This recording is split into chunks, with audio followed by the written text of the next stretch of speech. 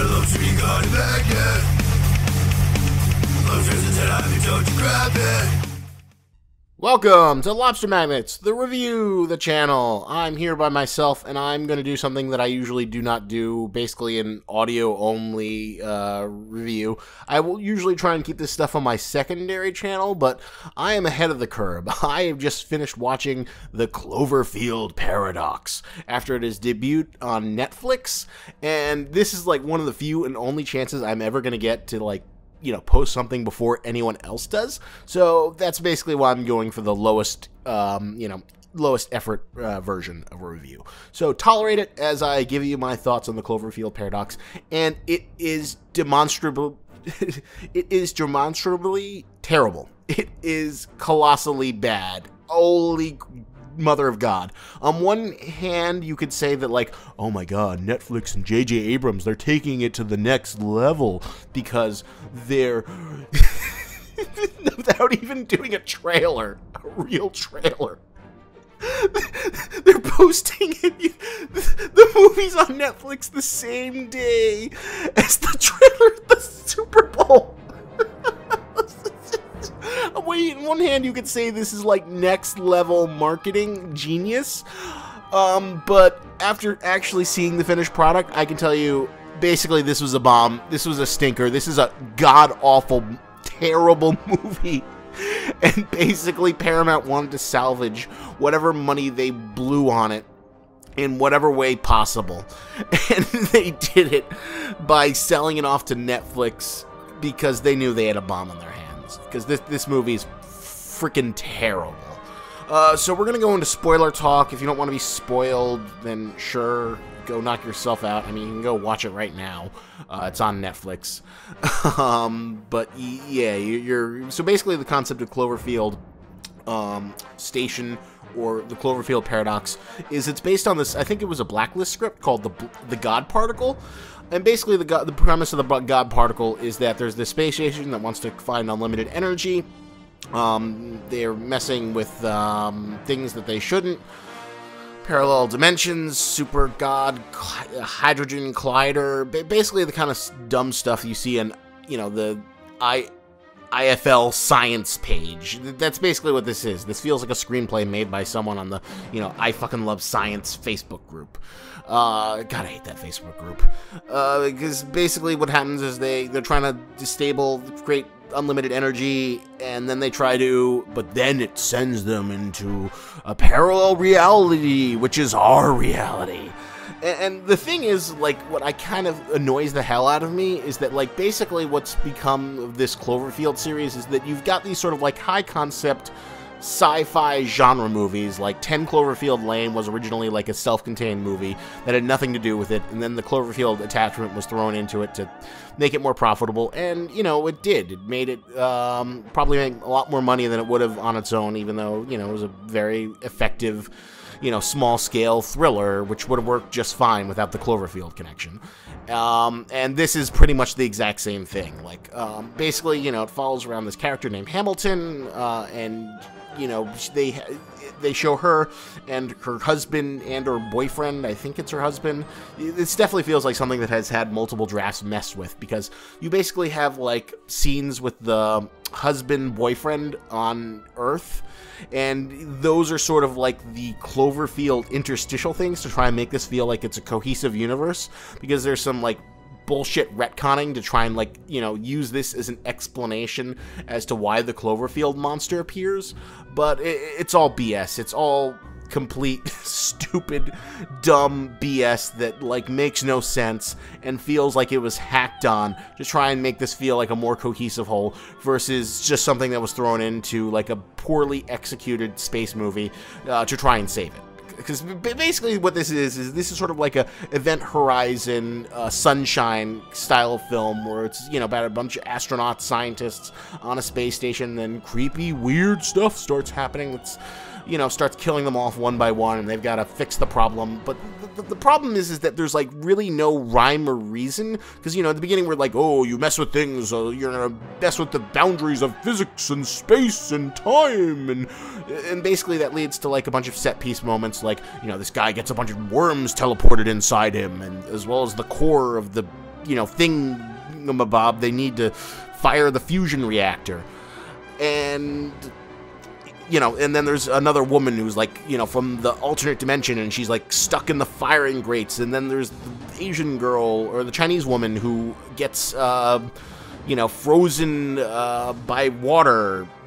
And basically these sort of, like, mishaps, which just kind of feel random and doesn't really feel like there's much logic as to when and why they happen, other than just, like, crazy weird science stuff. It's that weird science stuff.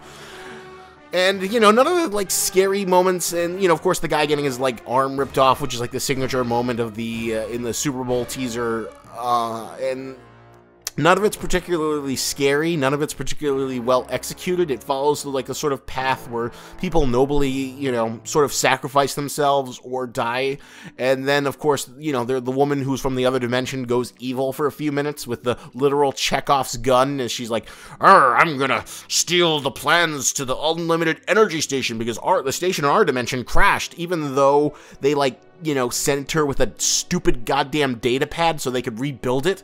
So pretty much everything she did was superfluous and, completely made no sense. And then there's also this subplot where apparently the lead actress, Hamilton, she has a family that died, and this isn't really built up. We just learn halfway through that, like, because when you first see her and the husband/boyfriend, their relationship doesn't seem like they've been married and they have kids. They seem kind of youngish, late 20s, early 30s, and their dynamic seems like, he's gonna propose to her, like, not like they've been married for, like, a long time. That's sort of the vibe you get. And then you learn later on that, she actually had 2 kids and they died to an electrical fire. So this becomes, like, this big, was supposed to be this big emotional thing, because it's also similar to this other movie made by this indie sci-fi filmmaker, I don't know her name offhand, but called Another Earth, where, our Earth sees another Earth, and then this other person's thinking, like, maybe there's this parallel reality where this accident I caused didn't happen, and, I can make amends. And it's sort of similar to that, where she thinks she can go to the alternate Earth and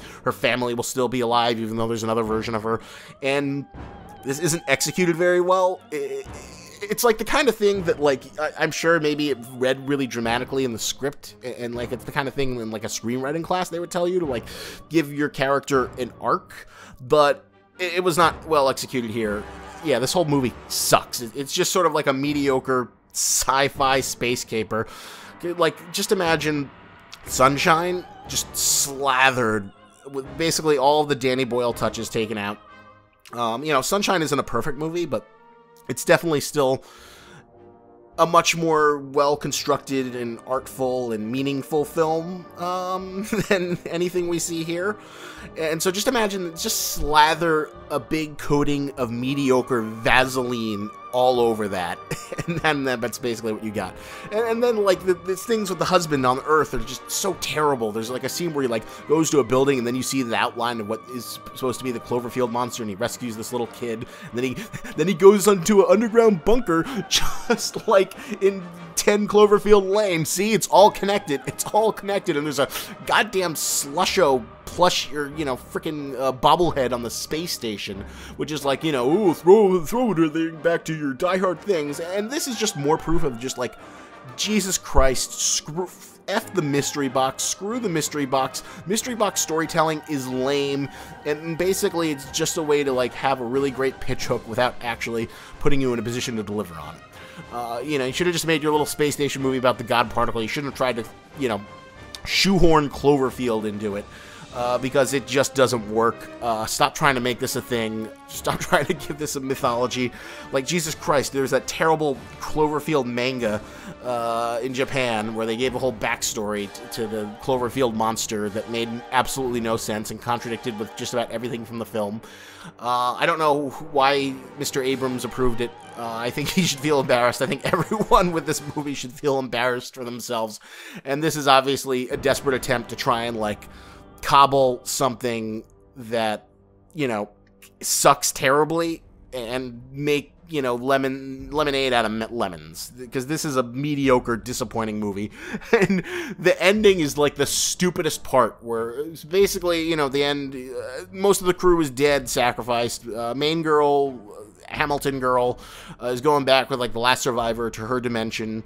but then she's like going down back to Earth on an escape pad, and then, you know, someone's calling her husband from like NASA, and he's like, we found her, they're back, it's great news. And then he's like, no, you tell her she has to stay up there, those things are out there, those things are out there. So, and then we have the reveal of the Cloverfield monster for like the last few minutes as the space pad comes down, implying that like the planet is infested with Cloverfield monsters, and somehow this dimension hopping has unleashed all the Cloverfield monsters, and that's the reason they're here.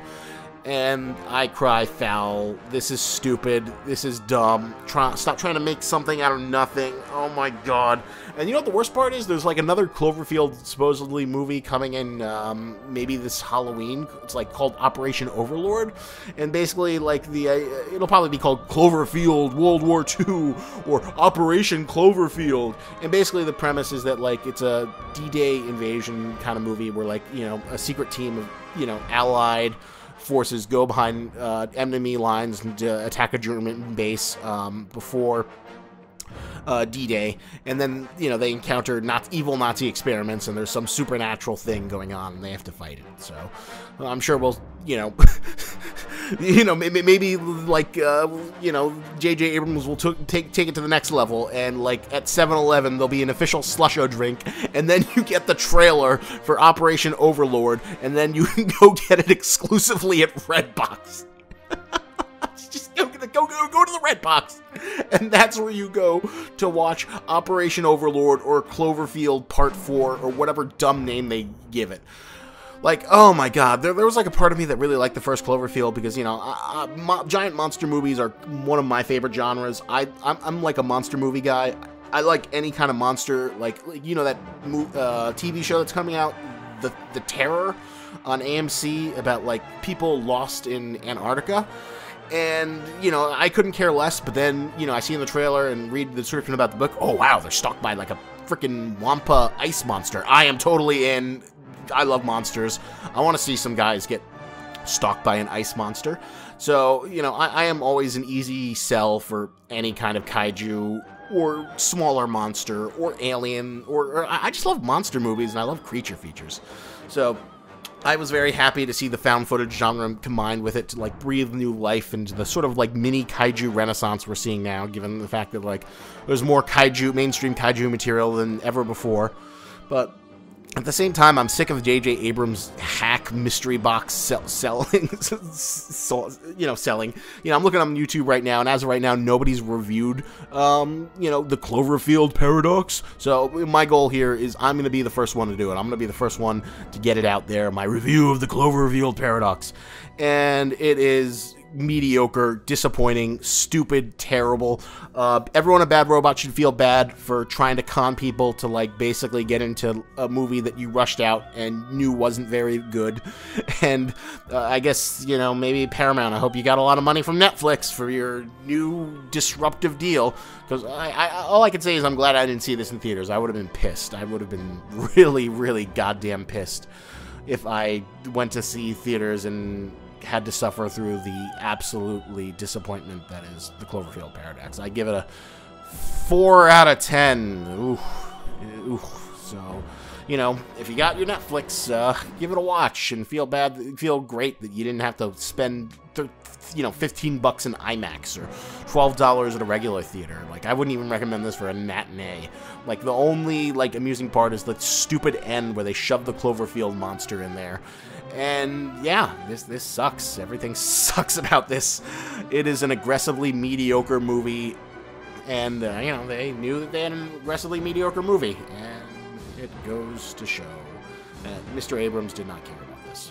So, those are my thoughts. If you want to defend it in the comments below, please tell me how it all makes sense and it's part of this grand master plan, and give me some dumb film theory about why it's actually the smartest thing ever, and why I just don't see the brilliance of this interconnected, you know, parallel universe, Cloverfield multiverse that J.J. Abrams has constructed.